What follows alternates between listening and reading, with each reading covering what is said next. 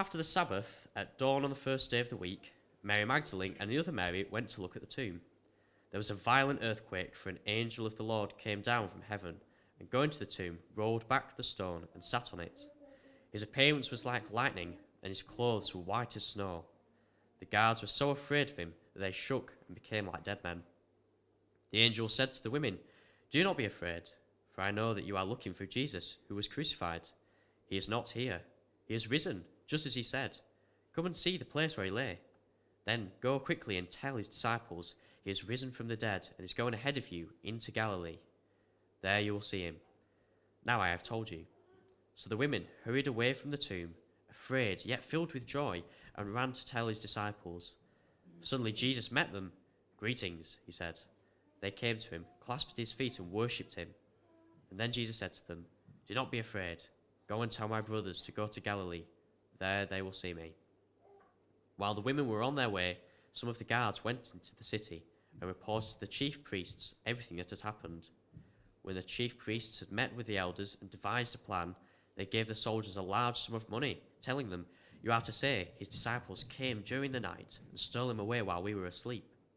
If this report gets to the governor, we will satisfy him and keep you out of trouble." So the soldiers took the money and did as they were instructed. And this story has been widely circulated among the Jews to this very day. Then the 11 disciples went to Galilee, to the mountain where Jesus had told them to go. When they saw him, they worshipped him, but some doubted. Then Jesus came to them and said, "All authority in heaven and earth has been given to me.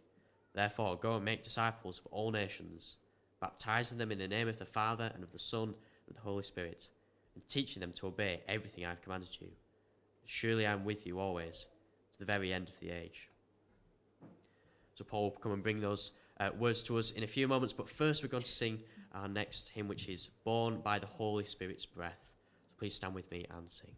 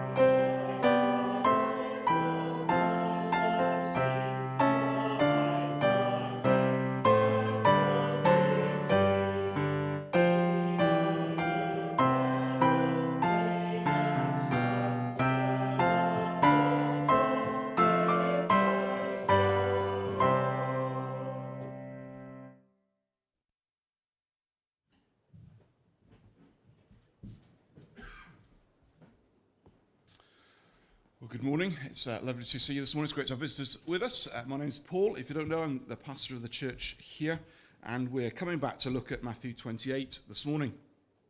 If you're not familiar with church, Matthew is one of Jesus' disciples. He was an eyewitness of the life of Jesus. He listened to Jesus' teaching.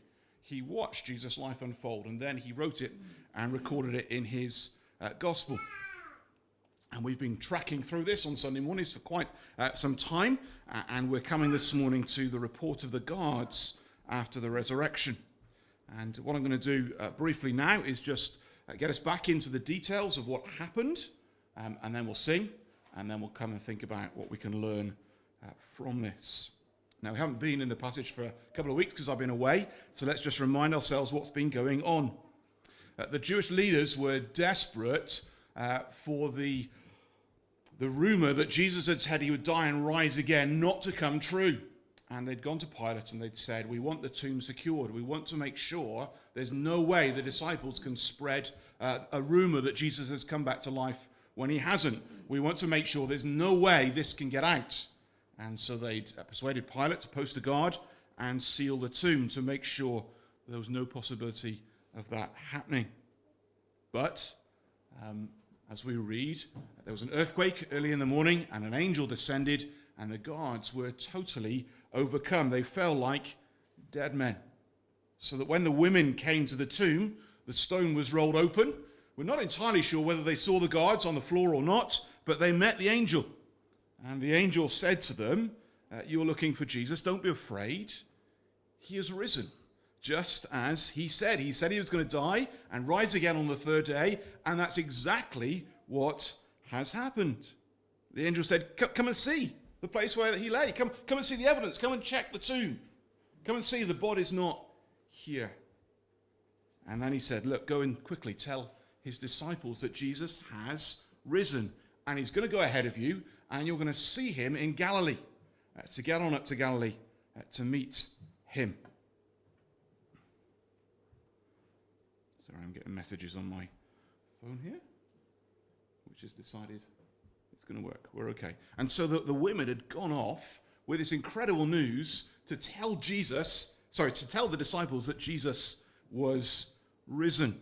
So they're off, going to spread the news. And then we come to our passage this morning. As they're heading off to tell their news, the guards have got to do something about what they were supposed to be doing. And so we're told that they go and report to the chief priests everything that's happened. I've included that picture because on the previous one, in the cartoon, they look like Roman soldiers. But I'm pretty convinced, having worked through this now, that these are not Roman guards, they're palace guards. They work for the religious leaders. We'll see why in a little bit. So I think this picture just helps flesh that out a little bit more in your mind, because I know pictures are powerful. Okay, so the guards were the local religious guards, and they go and report to the chief priests, not to Pilate. What's happened? The stone's been rolled away, the body's not there, there was an angel, we fell on the floor like dead men, and what do we do now? And so the chief priests and the elders meet together. What are we going to do with this? This wasn't on the cards. We thought we'd secured the body. There's no way that this could have happened. Well, what do we do now? And they have a good conference and they decide a plan together. And I use that picture because the one with the real people was too dark to see what was going on. They hand over a large sum of money. They bribe the soldiers. Look, for your benefit and ours, go and tell everybody that the disciples came in the night and stole the body away while you were fast asleep. Let's cover your backs. Let's cover our backs. Let's get this alternative story out. And if Pilate hears about this, the Roman governor, don't worry, we'll sort him out. We'll satisfy him. The sound of money is in the background in the language again. And so the soldiers thought, yeah, that's fine. We could have been in real trouble because the body's gone. What's going on? And we're getting money out of this. And our backs are protected by the religious leaders. They're going to put in a good word with Pilate if it gets out to him. What's not to like? And so off they go to tell everybody.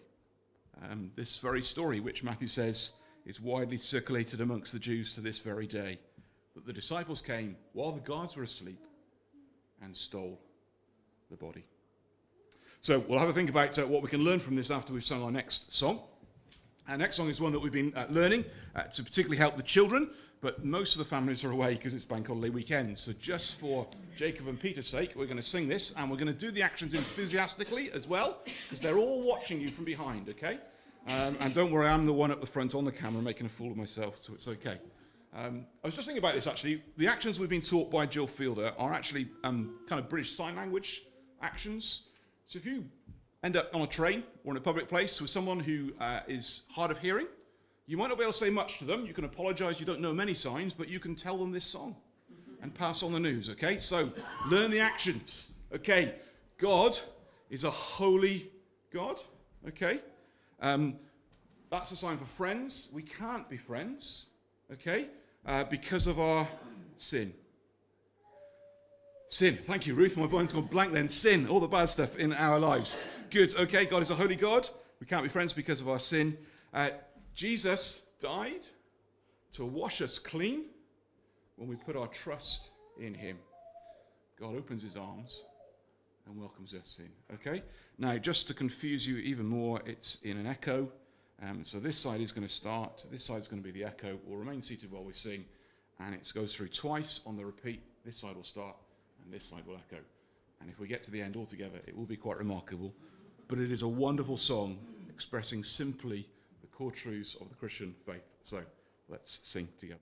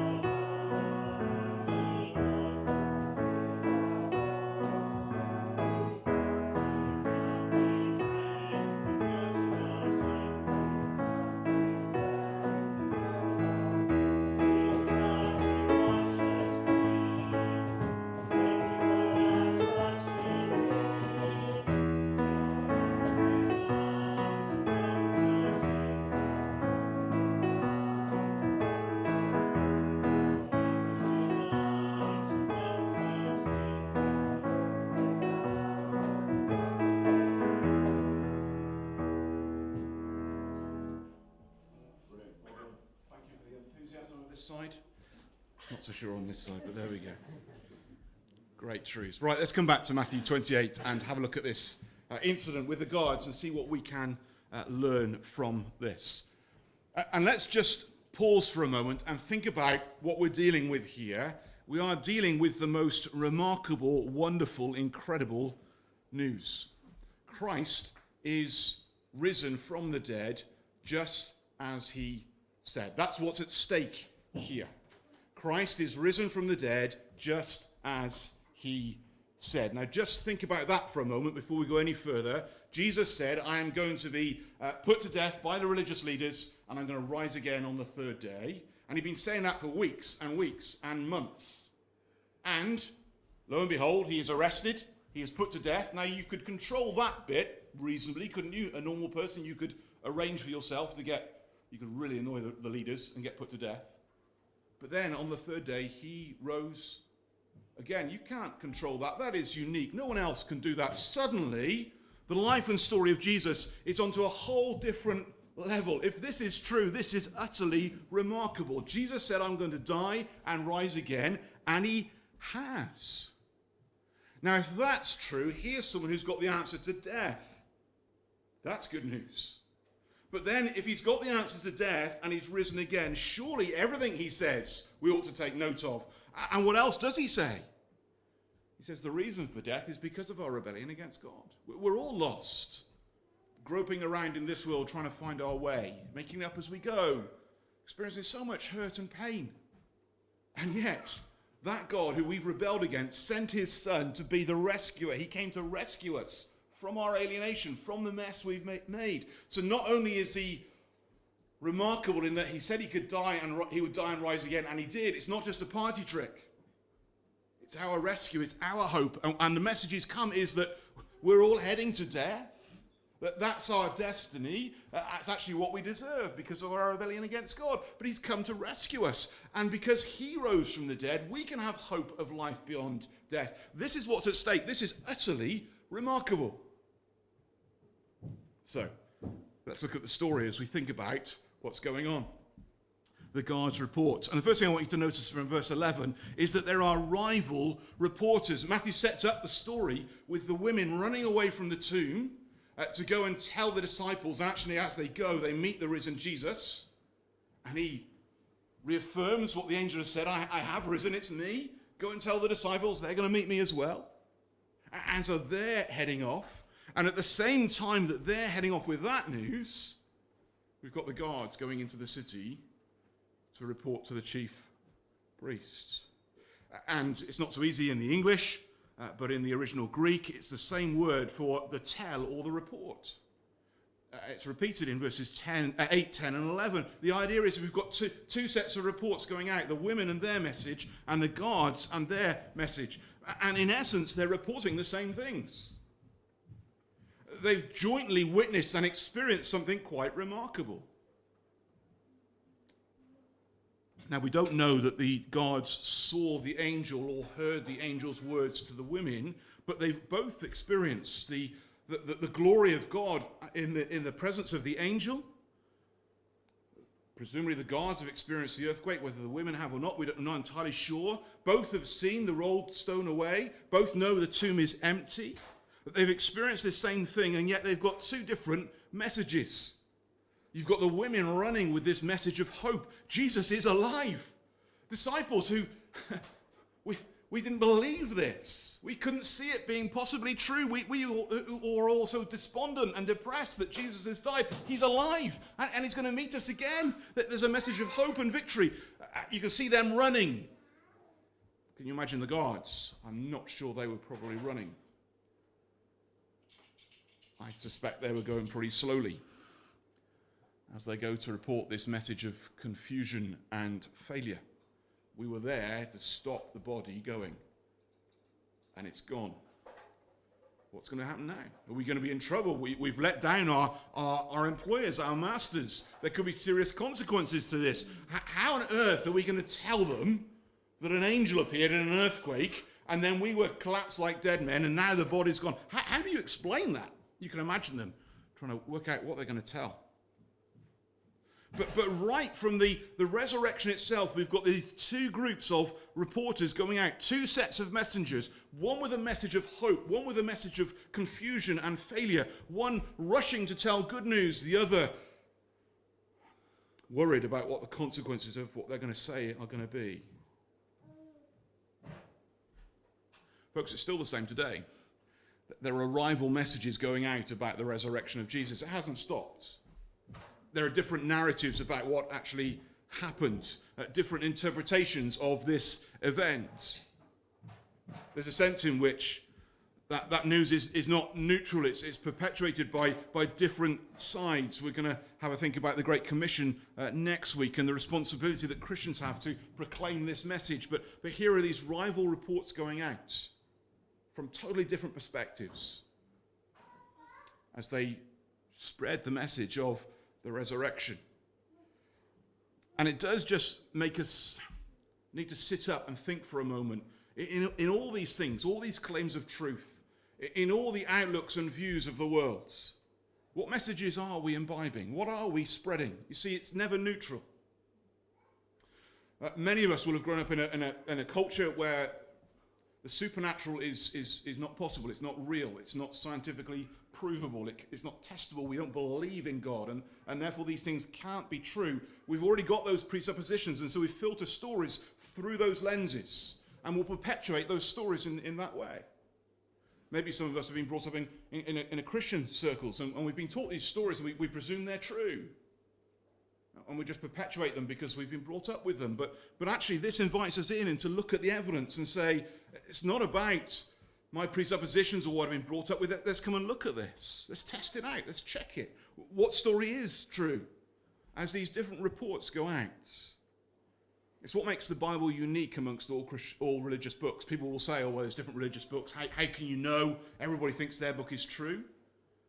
Well, there's no other religious book which is testable historically. No other religious book sets it up and says, this is what's happened. Come and see. Come and check the evidence. The Bible's unique in that. It is testable. You can check it out. So here we've got these rival reports. The women running with the good news that Jesus is alive. The guards trudging to their employers, terrified as to what might happen. Secondly, notice these persistent planners in verses 12 and 13. What are the chief priests and the elders going to do? They'd heard Jesus teaching. He was going to die and rise again on the third day. They were deliberately opposed to that story being perpetuated. In their minds, the only way it could happen would be if the disciples nicked the body. So they put a guard on the tomb to prevent it. And the guards failed. The body's no longer there. What are they going to do? So in verse 12, we're told they have a meeting. Call a committee. What do we do? And we're not told how long they met for, but they devised a plan. Verse 12, they came up with an idea, a response to this situation. And the plan was, let's pay the soldiers off. And let's perpetuate a lie. Tell everybody that the disciples came during the night and stole him away while we were asleep. They met, they devised a plan, they bribed, they perpetuated a lie. Now, these actions are consistent with the way they've been behaving in response to Jesus all along.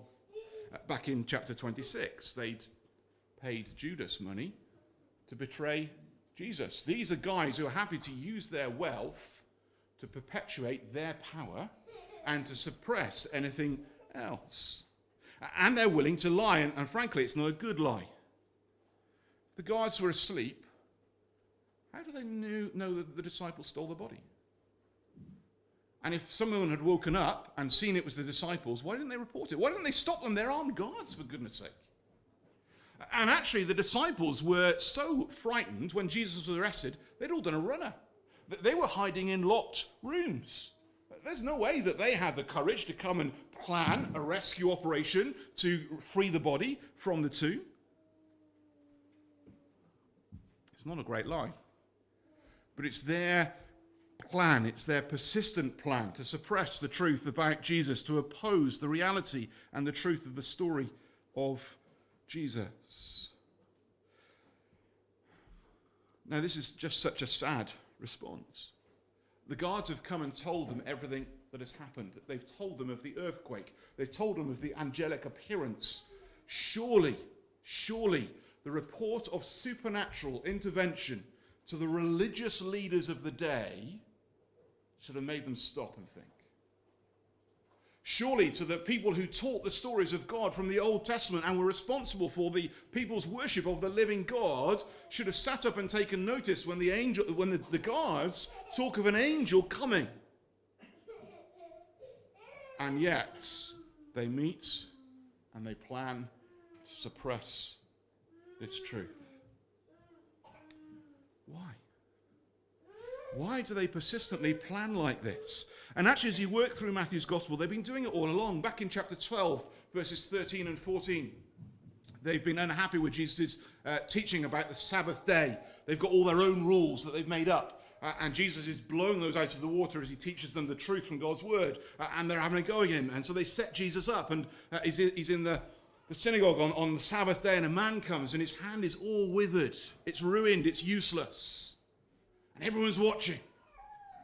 And Jesus says to the man, stretch out your hand. And he does, it's healed. That is fantastic news. You should be leaping and dancing at that. Here is someone who comes and reverses the cruel decay. Here is someone who comes and frees this man's hand. He can work again. He's healed. What a wonderful thing. And what happens? The Pharisees went out and plotted how they might kill Jesus. Despite the miracle, despite the wonder of what Jesus is doing, they're utterly opposed. They plan to get rid of him. Later in chapter 12, a demon-possessed man is brought to Jesus. He's blind, he's mute. His life is overpowered by this dark force. And Jesus drives out the demon so that he can now talk and see. His life is utterly transformed. And the Pharisees say,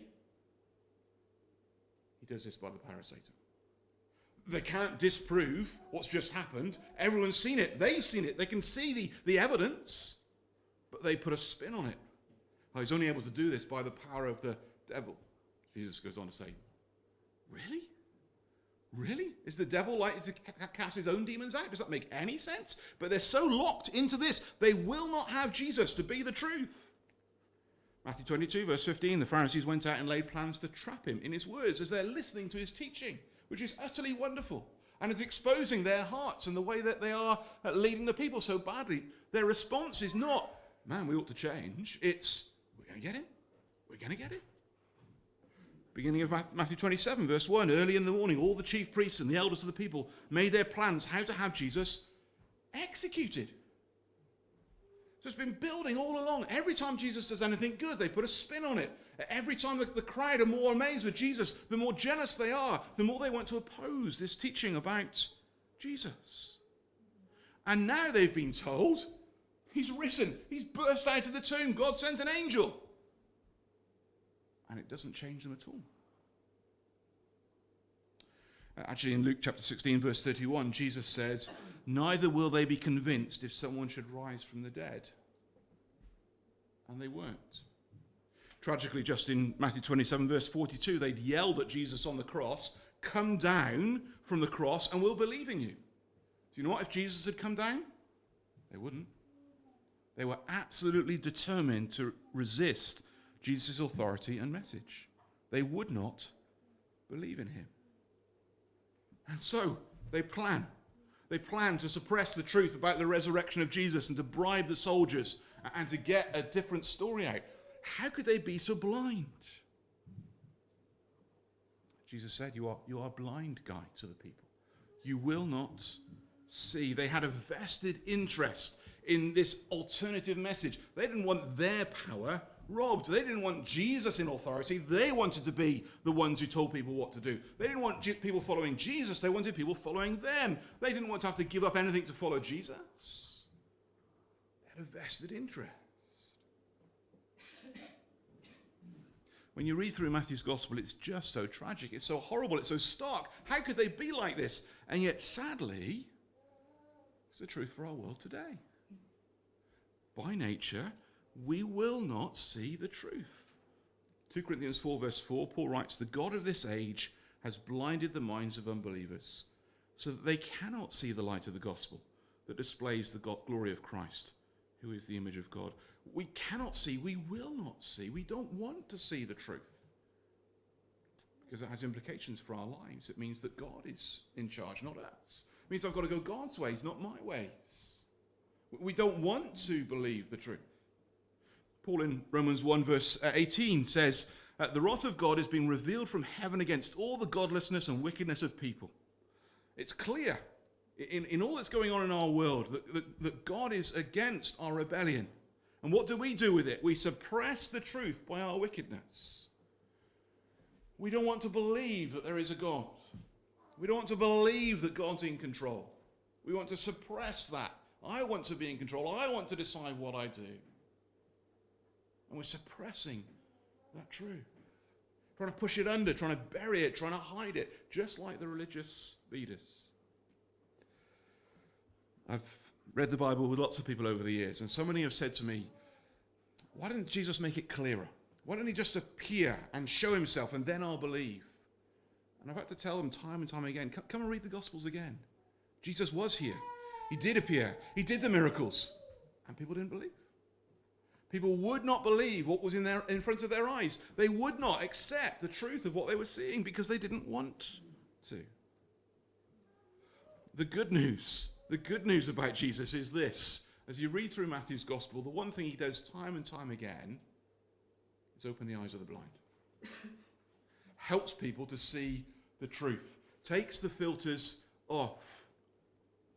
The Bible tells us that there is an enemy of God who right from the very beginning when God told Adam and Eve the way they were to live, came and said to them, did God really say that? Can you really trust him? Those counter-narratives have been there right from the beginning, not just from the resurrection, but right from the beginning. And it's the devil, the enemy of God, who's trying to blind people, trying to bring in alternative versions of the truth, spinning it so we can't see. And yet Jesus is the one who comes and opens blind eyes. Has he opened your eyes this morning? Are you able to see the truth? Can you come to the Gospels honestly and look at the evidence, and on the basis of the evidence, live out the implications? For a long time I used to do Thought for the Week on Dry Stone Radio. I got to know some of the presenters really well. And one of them at Easter, I did a whole Thought for the Week on the resurrection. And the evidences for the resurrection. And I walked him through all the clear evidences of the resurrection. And he got to the end of the time and he said, that's really nice. Of course, we can't know the truth. Just push it away. You can't know the truth. Well, hang on. We've just talked about historical facts and details, and it didn't want to even engage. Just carried on with the narrative. Can't know the truth, because that's what I've been taught. Can't know the truth. It's religious belief. It's myth. Can't know the truth. No, I've just taken you to the historical evidence. No, can't know the truth. That's the problem. Persistent planners. Thirdly, this morning, powerful backers, verse 14.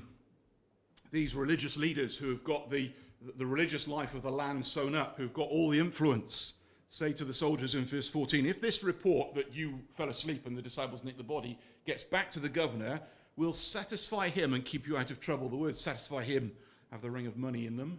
We'll bribe Pilate and we'll keep you out of trouble.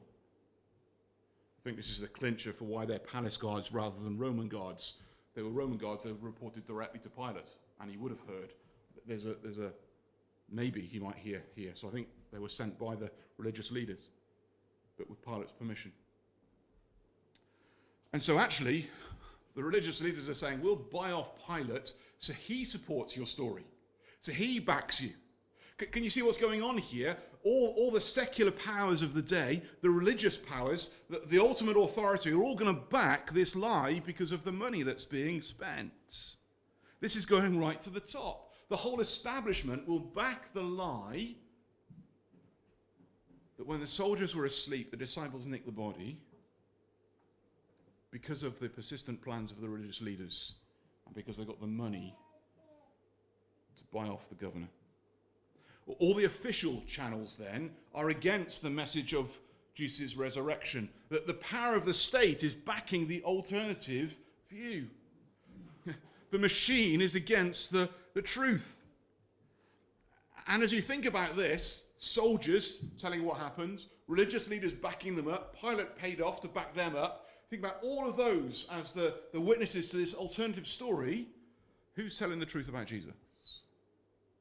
Who are the messengers of the truth? The women. Women who in the day were not allowed to give testimony in court because they were not viewed as reliable witnesses. Women who had no political power, no clout, no armies to back their version of the truth. Just truth. Just the fact that they were the ones who saw the angel, heard his words, and as they went to start telling the disciples, met the risen Jesus.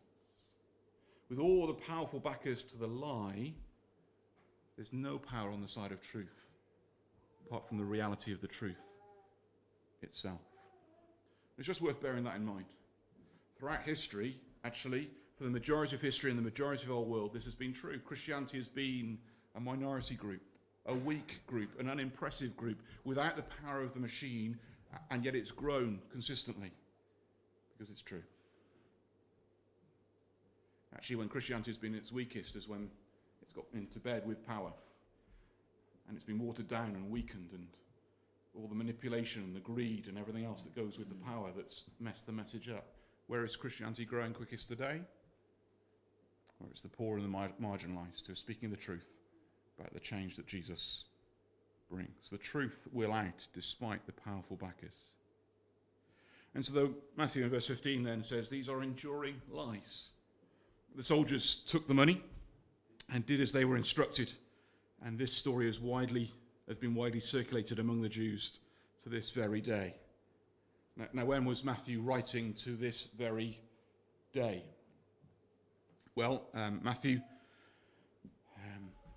was the most popular of the Gospels in the first 3 centuries of the church. It's the most frequently recorded and quoted in other literature. So we know from history a man called Ignatius, who was writing letters, quoted Matthew's Gospel in the early 100s. So that's the very latest that Matthew could have been writing. So all that stuff about, the Gospels were written hundreds of years after Jesus, that's another lie, folks. Someone who was alive in the 100s quoted Matthew as he wrote letters to friends. So it has to be before then. Actually, it's likely that Matthew was writing probably somewhere in the 60s AD. So just under 30 years after this happened. So 30 years later, Matthew is writing and saying, this story is still persisting. As Matthew and the Christians meet together to worship Jesus every Sunday, they're aware of what is being told in the synagogues of the Jews as they meet on a Saturday. It's this lie that the disciples slept and the body was nipped. And Matthew's concerned about that, and he wants to get the truth out, and he wants his fellow Jews to know the truth, and so he records that here. It's a persistent lie. It's an enduring lie. In fact, it was still common in the days of a guy called Justin Martyr. He lived between 110 and 165 AD. And as he's writing a series of letters to a Jewish man, and it's the same issue he's dealing with. You genuinely believe that the disciples of Jesus nicked the body and pretend that he raised again, and you're still telling that story, even though it's not true. It's worth reading his account. What's interesting is the way he finishes off. He says this, "We do not hate you, or those who by your means have conceived such prejudices against us, but we pray that even now all of you may repent and obtain mercy from God, the compassionate and long-suffering Father of all." As he's advocating for the Christian truth against the lie that's being told to the Jewish people, he doesn't do it with rancor or hatred or bitterness or threats. He does it prayerfully, lovingly, longingly. And so as we draw to the close of Matthew's Gospel, there's just a really interesting comparison with the start of Matthew's Gospel. The only 2 places where angels are mentioned in Matthew are in chapter 2 and chapter 28. In the beginning in Matthew chapter 2, the Gentile wise men tell Herod and the Jewish leaders in Jerusalem about the birth of the Messiah. In Matthew 28, the Gentile soldiers announce to the chief priests the events surrounding the resurrection of Jesus. In chapter 2, the king opposes the infant Messiah and tries to kill him. In chapter 28, the leaders counter the resurrection narrative by bribing the guards to tell a lie. In chapter 2, the Gentile wise men come and worship Jesus and rejoice with great joy. In chapter 28, the faithful women worship Jesus and go out to spread the news with great joy. Matthew's drawing to the end of his gospel. He's drawing this contrast. There is good news. Jesus has come to be the Savior of his people, to bring life in a world messed up by death. He's come to bring life and hope and joy. And the big question to all of us this morning is, how are we going to respond? Are we going to receive this with joy? Are we going to allow it to change our lives and redirect our paths? Or are we going to resist it with all of our might because we don't want to interrupt the way we live and the things that we do?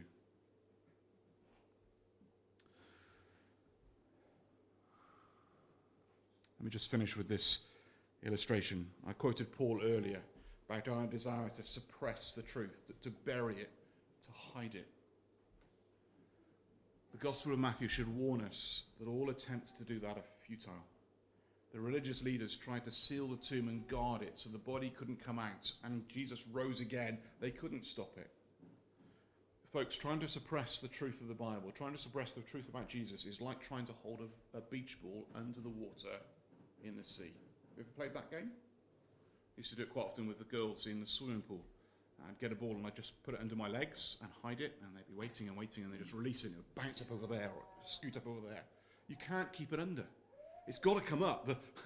The laws of gravity are that the air inside the ball is lighter than the water, and so it's going to come to the surface. And the reality is the truth about God and Jesus will always come to the surface. You can try and suppress it, you can try and hide it, you can try and ignore it, but it's there. Please, please, don't be a fool. And resist the best news ever. Jesus has risen from the dead, just as he said. The evidence is here. Consider it, investigate it. Come to allow this Jesus to change your life and bring you the hope of life after death.